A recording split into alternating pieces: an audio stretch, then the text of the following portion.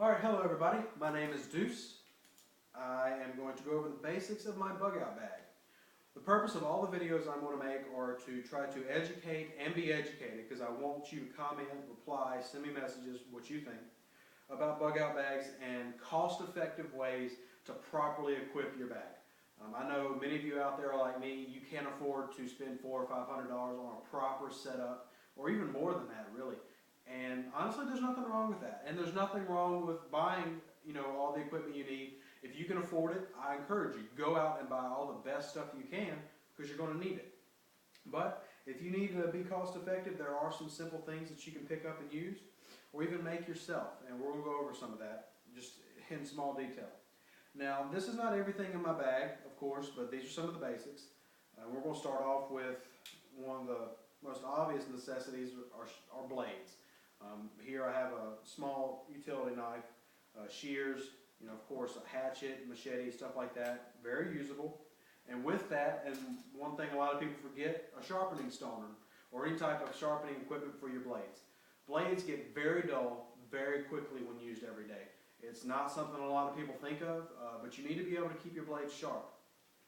An axe, say properly sharpened, and you're chopping down trees to make you a home, it's going to go dull within a couple days, and you're going to spend a lot more energy and a lot more calories using that same axe than if you had kept it sharp.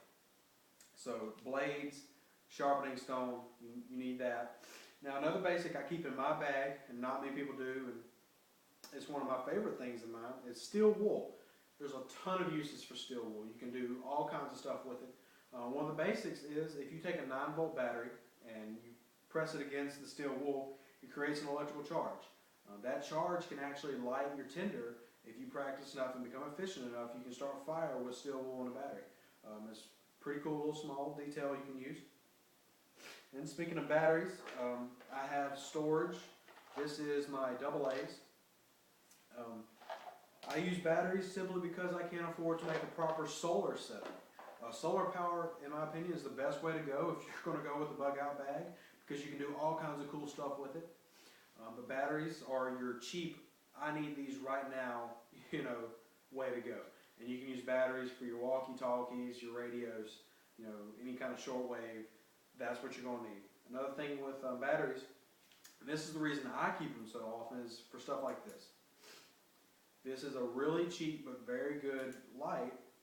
It's a non-LED light from Harbor Freight.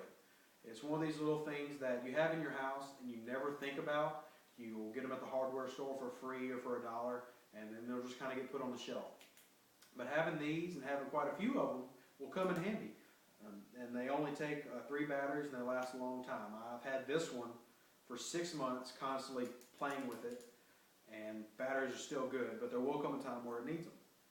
So batteries are good for that. Another thing is binoculars. These, I personally use these small ones. They're only about 3 inches long, 2 inches wide, but they're very good quality. They're 8x21. They weren't that expensive. They fit my eyes really well, and you need something that's comfortable for you. I personally don't need or see the point in having a set of binoculars that make an ant visible at 10 miles away. These are just your basic but very good value binoculars for seeing a mile down the range or whatever. And I recommend it. You need to scout out where you're going. You don't need to go in blind. Another thing is your basic pouches for medical supplies. One of the things a lot of people forget is you're in the wild, and if you're trying to survive and you get a cut and it gets infected, you need to be able to heal that up real quick, because infections will kill you. I know in our society we've become used to having the ability for medicines and doctors everywhere, but if you're having to survive and you're having a bug out, you need to know that medicine is probably more important than your ammo. You have to know how to take care of yourself, and you also have to know how to fix things that go wrong very quickly. Infections are not something to mess with in the wild. So I have this pack that will go inside my medical pack. It'll carry my gauze, everything that I want to stay away from the elements and separate from everything else in the bag, my Band-Aids, stuff like that, and it will go in the bag. Now it does have, the bag I use for that, it does have a belt loop, I'm sorry. Now I will not cannot carry this on my belt loop, but some can if you want to have your medical supplies right there in case, say, your partner that you're with or somebody in your group gets hurt and you want to apply this without having to dig out your bag, which makes sense. Now, my actual medical bag is a camera bag. And I'm using this camera bag because, one, I already had it, and a lot of people have these because at some point or other, good amount of people have dabbled in photography or they know somebody with them. It's a very sturdy bag. I like that it has two side pouches. It has the mesh and the Velcro for outside carrying, and on the inside is a very large but secure compartment that's split into two sections. It comes in handy, and it keeps you from having to go out and buy a full-fledged bag, which can be pricey. Now, like I said, if you can afford it, go for the real thing. But these are small little, do-it-yourselves or things you can find. Now, medicine-wise, I have Tylenol, Advil, aspirin, especially aspirin, Band-Aids, your wet wipes, which are your antibacterial wipes, stuff like that. You need those. They will come in handy. Keep that with your Band-Aids and keep them in your bag, and try to have as much of it as you can, depending on how long you think this bug-out bag is going to have to last you. I know the general rule of thumb is 3 days, 72 hours, but I try to think a little more long-term, but that's just how I am. Now, one thing that I don't see in many bug-out bags, and it's not the gun, it's something like this. This is a very basic tool set. Screwdrivers, just about every form of head. You've got all your hexes and everything. This is important. One thing I'm really big on, if something happens, is scavenging. And when you scavenge, you don't need to take whole things. You need to break down and have exactly what you need. So you're going to need your bladed edges. You're going to need tools like screwdrivers to get that stuff. Allen wrenches, you need it out. And this isn't heavy. This was really cheap. I got it at Sears. It's lightweight. It's maybe a pound and a half. Pushing pound and a half, maybe. But it's real good. And you need to keep something like this in your bag. A lot of people forget about that. We'll put it over here real quick. Another thing is, of course, your weapons, your ammunition. Now, personally, I only have 3 types in my bag. And I know that's low for some people, but I'm thinking in terms of how am I going to save weight. And one of the things I cut is ammunition. You got to remember, if you pack out a bag and it's weighing 50 pounds, it's really going to tire you out throughout the day. So the 3 types I have currently are 12 gauge, 9mm, 22. Now, if I had the option, I might go to a larger caliber and switch out to 22. But really, to me, 22 is one of the most underrated types of ammunition. I realize it's small and it doesn't carry much powder, but for hunting purposes, it's very good. I mean, you can kill just about anything with a 22 round with proper shot placement. Learning how to shoot and being accurate is, to me, more important than how big of a bullet or how big of a gun you carry. Some of that's just compensation, but that's just me. Now, of course, it is not the best. It's not the best for killing. It's much easier to kill a deer with a 30-06 rifle from 400 yards away, if need be, than a 22. But it will work. And you can carry more than with 30-06. So right here I have about 600 rounds in my bag for 22.